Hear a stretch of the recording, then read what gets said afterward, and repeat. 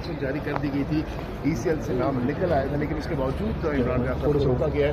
سے پوچھتے ہیں عمران ریاض صاحب, بتائیے گا عدالت نے آپ کو آپ کا نام ECL سے نکالنے کا حکم دے دیا گیا تھا اور باقاعدہ طور پر آپ تیاری کے ساتھ ایئرپورٹ پہنچے تھے, کیا وجہ ہے, کیوں روکا گیا آپ کو ایئرپورٹ پر؟ میں اس میں جو چیزیں جانتا ہوں میں آپ کو بتا دیتا ہوں, لیکن جو قانونی پہلو ہیں وہ آپ کو احد صاحب بتا دیں گے.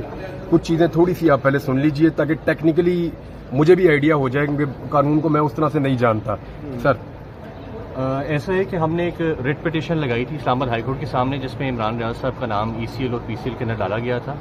اس کا ڈیسیژن 29 مئی کو آیا تھا, جس میں عدالت نے حکم دے دیا تھا کہ ان کا نام ECL اور PCL سے نکال دیا جائے. جس مقدمے کی بنیاد پہ ان کا نام ECL اور PCL میں ڈالا گیا تھا, اس مقدمے میں عمران ریاض صاحب کی بیل لاہور سے کنفرم ہو چکی ہے, اور اس کے علاوہ اور کوئی جواز نہیں ہے کہ ان کا نام ایسی بلیک لسٹ میں ڈالا جائے. عدالت نے حکم دیا تھا کہ چونکہ ان نے حج پہ جانا ہے تو فوری طور پر ان کا نام ECL اور PCL سے نکالا جائے. بٹ جب رات کو عمران صاحب ٹریول کر رہے تھے اور جب ایئرپورٹ امیگریشن پہ پہنچے تو وہاں پتہ چلا کہ ان کا نام ECL اور PCL سے ابھی تک نہیں نکالا گیا. تو کنسیڈرنگ دیٹ ہم لوگوں نے ایک کنٹیمپٹ پٹیشن فائل کی ہے اسلام آباد ہائی کورٹ میں, اور اب ہم ویٹ کر رہے ہیں کہ جب وہ فائل ہو جائے تو ہم عدالت میں پیش ہوں گے, اور پھر عدالت کے سامنے پیش ہو کے ہم یہ سارا ماجرا بتائیں گے. عمران بھائی, جو یہ لیگل میٹرز ہیں تو انہوں نے بیان کر دیے, پولیٹیکلی آپ کو کیا لگتا ہے یہ وہ لوگ ہیں جو آپ کو ستانا چاہتے ہیں, جو آپ کو سیالکوٹ سے اٹھاتے ہیں پھر کہتے ہیں ہمارے پاس نہیں ہے, طویل عرصے تک آپ کی صحت بھی خراب کی, انہوں نے آپ کو اندر رکھا, کیا وہی لوگ ہیں انتقامی ابھی تک آگ ٹھنڈی نہیں ہوئی؟ میں نے نا رات کو قرآن پاک میں نا پڑھا اور احادیث میں بھی پڑھا, اس کا بہت سخت عذاب ہے اور بڑی سخت سزا ہے. آپ بیت اللہ سے اور اس کے طواف سے نہیں روک سکتے مسلمانوں کو. اور جابر حکمران کا لفظ استعمال کیا گیا کہ ظالم حکمران, ایک حدیث کے اندر. سورہ انفال میں بھی میں پڑھ رہا تھا, شاید آیت نمبر 34 تھی, وہاں پہ بھی ہے, اور دیگر صورتوں کے اندر بھی یہ تذکرہ موجود ہے. تو اب یہ کون ہے جو اتنا بڑا رسک لے رہا ہے؟ میں تو حیران ہو رہا ہوں. حج پہ تو میں چلا ہی جاؤں گا انشاءاللہ, اور حج تو میں کروں گا انشاءاللہ. یہ تو میرا ایمان ہے کہ میرا اللہ مجھے بلا رہا ہے اور میں چلا جاؤں گا حج پہ.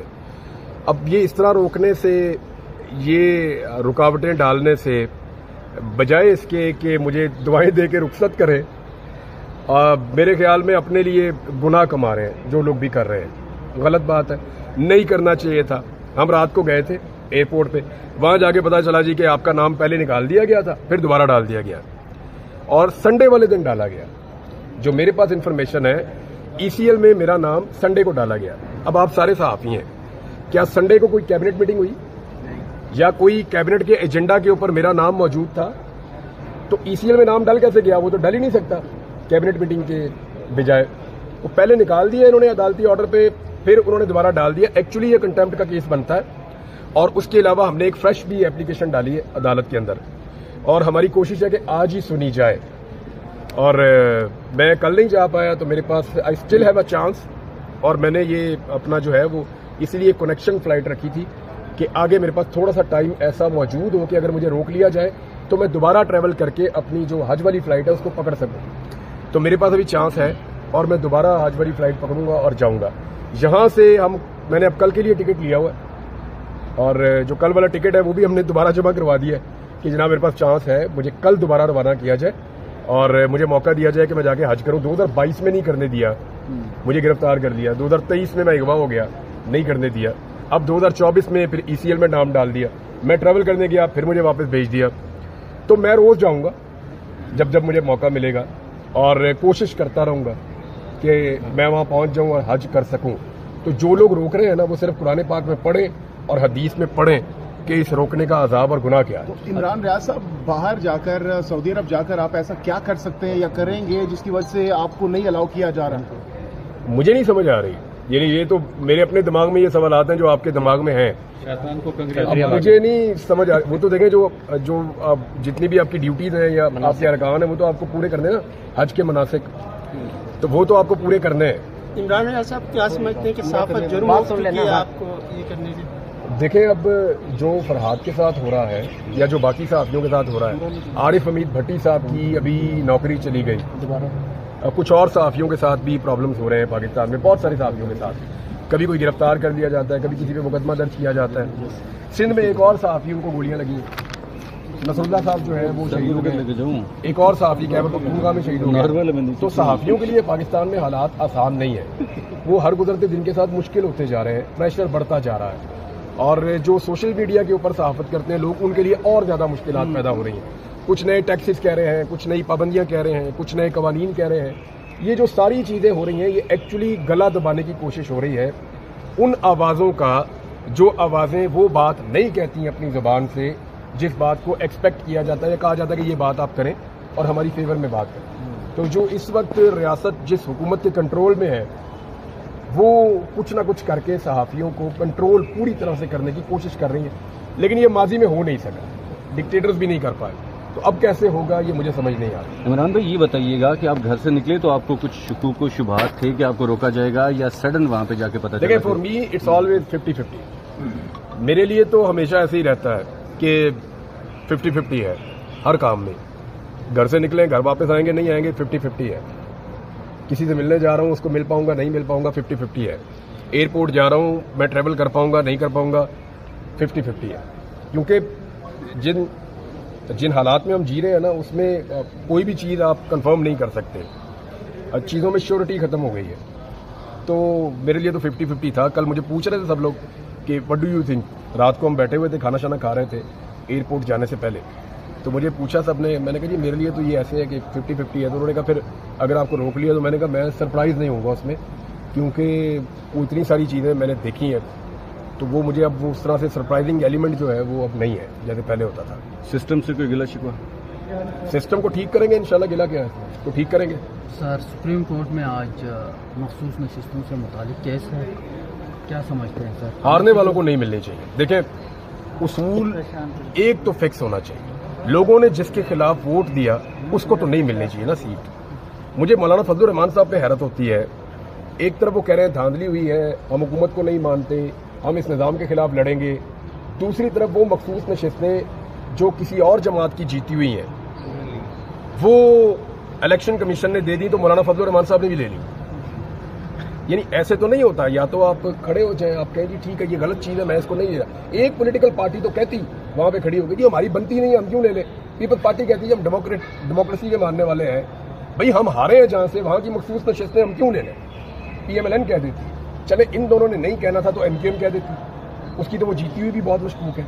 और जब उसने भी नहीं कहा तो फजलुर रहमान साहब तो इनकलाब की बात कर रहे हैं ना, वो कह देते, उन्होंने भी नहीं कहा। मेरे ख्याल में अब जजेस को कह देना चाहिए, ये जो फुल कोर्ट बना ये बड़ा फिशी है मामला। सीनियर 7 जजेस के बारे में राय आ रही थी पहले कि ये इस तरह बनना चाहिए लार्जर बेंच, लेकिन अब ये फुल कोर्ट बन गया है। 6 जजेस के खत के मामले पे भी एक डिमांड है कि फुल कोर्ट बनाया जाए, और बाकी इससे मिलते जुलते दीगर केसेस हैं उनमें भी डिमांड है कि फुल कोर्ट बनाया जाए। अब इस केस में बन गया है तो उम्मीद करते हैं बाकी में भी बनेगा। अच्छा, इमरान रियाज साहब, खान साहब जेल के अंदर से बार बार ये कह रहे हैं कि आप लोग एग्रेसिव रहे बजाय इसके कि डिफेंसिव आप रहे, तो इस तमाम तर सूरत में PTI की लीडरशिप को कैसे देखते हैं, क्या वो जिम्मेदारियां निभा रही है जो कि निभानी चाहिए? देखिए, हर एक की अपनी कैपेसिटी है, जिसकी जितनी कैपेसिटी है वो उतना करने की कोशिश कर रहा है। कुछ लोग अपनी कैपेसिटी से आगे जाके काम करते हैं, कुछ अपनी कैपेसिटी से थोड़ा सा पीछे भी आ जाते हैं। लेकिन जो लोग इमरान खान को मिलते हैं वो ये कहते हैं उनमें तो बहुत एनर्जी है और वो हमें हवा भर के भेजने हैं, भर के जाके अपनी एग्रेसिव सियासत करो। क्योंकि जितनी बुरी इस वक्त गवर्नेंस की सूरत हाल है, अगर इसका अशर अशीर भी किसी गवर्नमेंट का होता तो अपोजिशन उसका जीना हराम कर देती। लोग जितने तंग हैं, जिस तरह के बिल आ रहे हैं लोगों को, जितनी महंगाई बढ़ गई है, जितनी बदमनी है, जितनी सूरत हाल ख़राब है, गुर्बत है, बेरोज़गारी है, ये जितनी चीज़ें ख़राब हुई हैं मईशत में, इसका इम्पैक्ट आम आदमी पे पड़ रहा है। कोई भी पॉलिटिकल पार्टी कभी भी ऐसा मौका ज़ाया नहीं करती। मेरे ख्याल में इमरान खान साहब अपनी पार्टी को कह रहे हैं ये मौका ज़ाया ना करो। और मैंने ये नोट किया कि ऐसा लगा कि पाकिस्तान तहरीक इंसाफ ने पिछले 2 सेशंस में शायद गवर्नमेंट को हेल्प किया कि आप चला लें, सेशन को चला लें।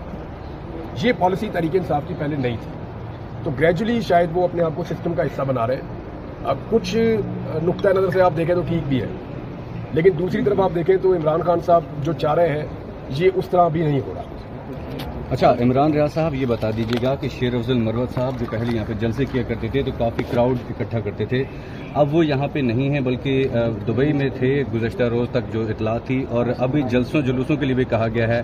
آپ کو لگتا ہے کہ باقی جو رہنما ہیں وہ اسی طرح سے کراؤڈ اکٹھا کر پائیں گے جلسے جلوس کے لیے یا کہ نہیں؟ دیکھیں کراؤڈ تو کوئی بھی اکٹھا کر لے گا، عمران خان صاحب کے لیے ہے. شیر افضل مروت نے بڑی دلیری کے ساتھ اپنی پارٹی کو لیڈ کیا تھا اور مشکل ٹائم بھی کیا تھا. ابھی ان کے ستارے گردش میں اور ان کو خود پارٹی نے ہی تھوڑا سائڈ پہ کیا ہوا. اس کی ریزن ہے نا، اسپیشلی جو ایک سعودی عرب والا اسٹیٹمنٹ تھا وہ پاکستان تحریک انصاف کو اسٹریٹجیکلی سوٹ نہیں کر رہا تھا، اس میں ان کو نقصان ہو رہا تھا. تو مجھے جو ذاتی طور پہ لگتا ہے کہ شیر افضل مروت کا کوئی اور پرابلم نہیں ہے، یہ جو سعودی عرب والا اسٹیٹمنٹ ہے یہ ان کے گلے پڑا ہے. تو کچھ عرصے کے لیے شاید وہ بھی اس سارے گیم سے آؤٹ رہیں گے، لیکن وہ ہمیشہ آؤٹ نہیں رہیں گے، مجھے ایسا لگتا نہیں. سر علی امین گنڈا پور جو ہیں وہ آپ کیا سمجھتے ہیں عثمان بزدار کے مقابلے میں یا پرویز خٹک یا باقی جو وزیر اعلیٰ تھے ان کے مقابلے میں اچھا کام کر رہے ہیں؟ دیکھیں پرویز خٹک نے تو ایکسیپشنل کام کیا جب وہ وزیر اعلیٰ تھے. محمود خان کے بارے میں آپ کے کوشچنز ہو سکتے ہیں کہ وہ ٹھنڈے وزیر اعلیٰ تھے اور وہ چیزیں وہ نہیں کر پائے، لیکن پرویز خٹک نے واقعی میں جس کو تبدیلی کہتے ہیں انہوں نے کوشش کی تھی اور کام کر کے بھی دکھایا تھا. وہ بعد میں وہ پارٹی چھوڑ گئے، انہوں نے عمران خان صاحب کے ساتھ وفاداری نہیں کی، وہ چیزیں الگ ہیں. لیکن یہ سب مانتے ہیں کہ پرویز خٹک کے دور میں جو انہوں نے کیا اس کی بنیاد پہ پھر یہ ماڈل پورے پاکستان کے اندر آیا الیکشن جیت کر 2018 میں.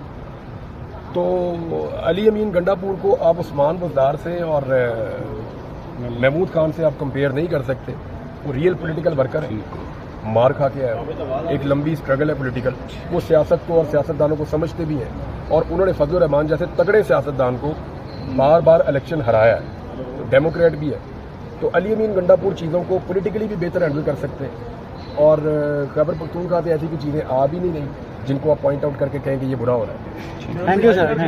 Thank you sir. آپ کو کسی طرح بات ہے کہ اسٹیبلشمنٹ اور یہ رجیم ایک ہی پیج پر لگ رہی ہے، ایک ہی تصور کیے جا رہے ہیں، کیا اسٹیبلٹی لا پائیں گے؟ اورنگزیب کی وزیر خزانہ ہے، معاملہ چلا 15 روپے پھر 4 روپے. مجھے اس میں لگتا ہے کہ شہباز شریف صاحب سے کوارڈینیشن نہیں ہو پائی. دیکھیں شہباز شریف صاحب کی اگر اپنی ٹیم ہو نا تو وہ کچھ بھی کرنے سے پہلے ان کو آگاہ کرے گی، لیکن اگر شہباز شریف صاحب نے دوسری ٹیم کے پلیئر لیے ہوئے ہیں نا تو پھر وہ پلیئر اپنی ٹیم میں جا کے آگاہ کریں گے، شہباز شریف صاحب کو نہیں بتائیں گے. یہ لیک آف کوارڈینیشن تھا جو مجھے ذاتی طور پہ لگتا ہے کہ شاید شہباز شریف صاحب کو اس قابل نہیں سمجھا گیا کہ ان کو بھی انفارم کیا جائے اپنے فیصلے سے، اور یہ سب کی ہو گئی. امید کرتے ہیں کہ آئندہ یہ اچھی کوارڈینیشن کے ساتھ کام کرے گا. 15 روپے کم ہوا تھا پیٹرول کا پرائس، تو یہ وہی تھا، حالانکہ اس میں بھی اور اس میں چند پیسوں کا فرق ضرور ہے، 2 پیسے وہ نہیں تھا.